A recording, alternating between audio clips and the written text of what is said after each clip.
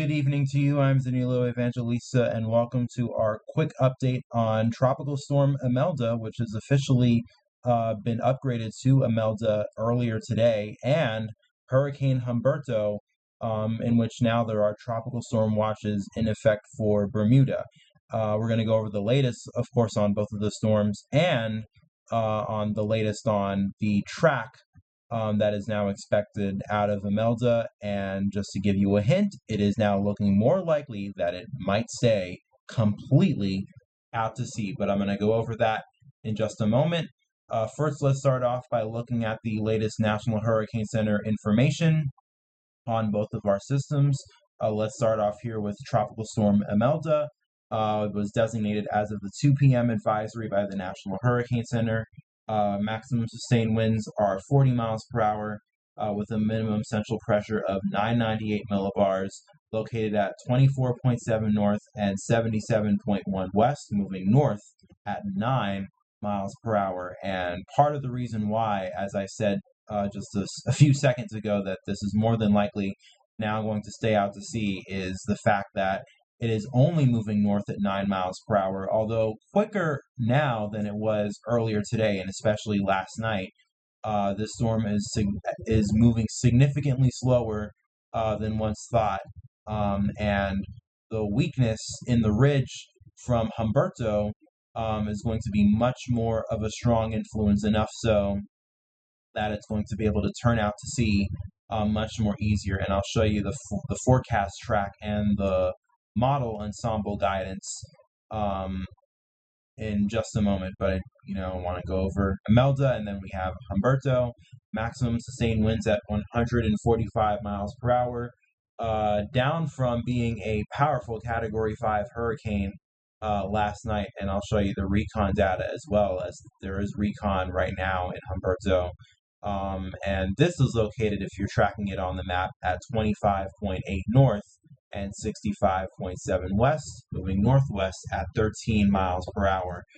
Here's a satellite image of both of the storms together, and I know I could have maybe gotten a more centered satellite image using Weather Nerds, but I decided to just use this shot from Tropical Tidbits. But either way, you can see both of the systems, and you can see, number one, they are very close to one another. Surprised that one isn't shearing the other quite significantly. I guess maybe the placement that they both have is enough so that the shear being imparted on each other isn't a lot. But I mean, it's kind of interesting though, because Humberto is very, very strong, and of course Imelda is not strong right now at all. But they are very close to each other, and somehow they are coexisting. Humberto here looking pretty powerful. Although definitely less organized than yesterday, when it had the beautiful circular eye and the very, very round and uniform CDO that it did. Now, today, it's been undergoing an eye wall replacement cycle, and because of that, it's weakened. In fact, the National Hurricanes, or not the National Hurricane Center, but recon data, not really finding very strong flight level winds in Humberto right now, and you could actually see the recon data that's in there as well. The pressure for the storm is rising. The latest pressure founded by recon is at 930 millibars. But I will say that the fact that this is only at 930 millibars now, and this has likely been ongoing under an eye wall replacement cycle for at least the last 18 hours or so, it makes you wonder if the actual pressure of this system at its peak was probably much lower than what the National Hurricane Center had it. I think the National Hurricane Center had the official peak intensity at 160 miles an hour and a pressure at like 924 millibars, but we're only up to 930, and I honestly think that maybe at peak intensity, the pressure might have been much lower than 924 millibars, but the National Hurricane Center tends to be a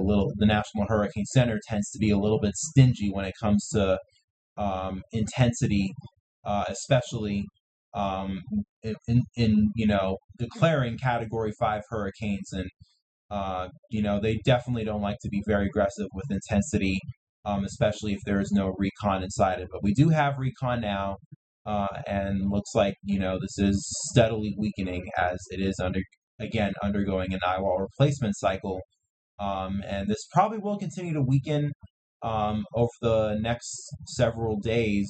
But as we do see with eyewall replacement cycles, the wind field does expand, and because of that, this is going to pass to the west of Bermuda, but a tropical storm watch has now been issued for Bermuda, as I said that they would get, because the wind field will probably be expansive enough, even though this will pass to the west.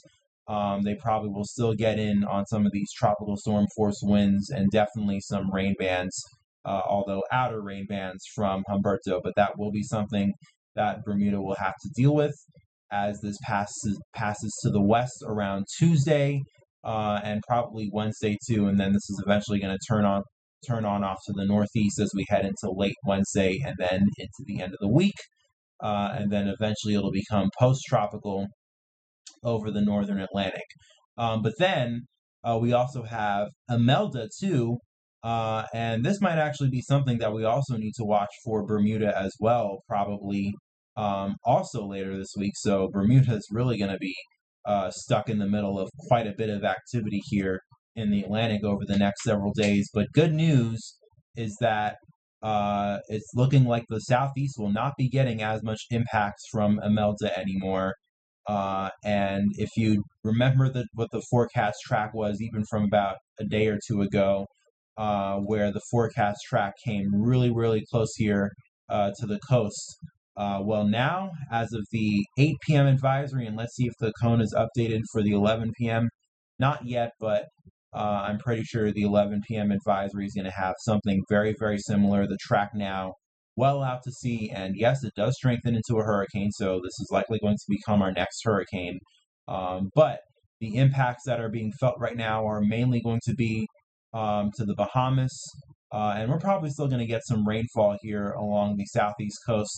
Although I will say too, adding on to the fact that the impacts to the southeast are diminishing, there is no longer a tropical storm watch in effect for portions of the Florida coast that we had earlier.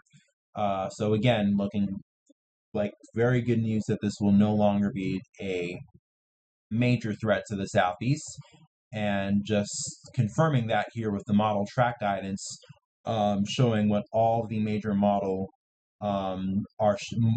are showing with Imelda, and they all have it out to sea. Now Bermuda, that is somewhere in here. I got to see exactly where. It's a very small island. I think this is where Bermuda is, roughly here. Bermuda now might actually get the brunt of this, and unlike Humberto, there might actually even be a threat for a direct pass over the island here with Bermuda. So even if the threat is diminishing for the southeast, the threat here for Bermuda is still very high. And obviously I mentioned Bermuda because, once again, it is a populated island. There are people living there. There is civilization living there. So obviously we want to notify them that they might potentially be getting a hurricane here in the next 3 to 4 days, as we continue on and close out the end of next week. And just to show you here on the GFS, and I'm not going to go over all the models because it's almost 11 o'clock at night, so I don't want to keep you for too long, but just showing you here on the GFS, pretty much in agreement with what all the models have. I mean, pretty much all the track guidance here, in pretty good consensus of what the overall track will be.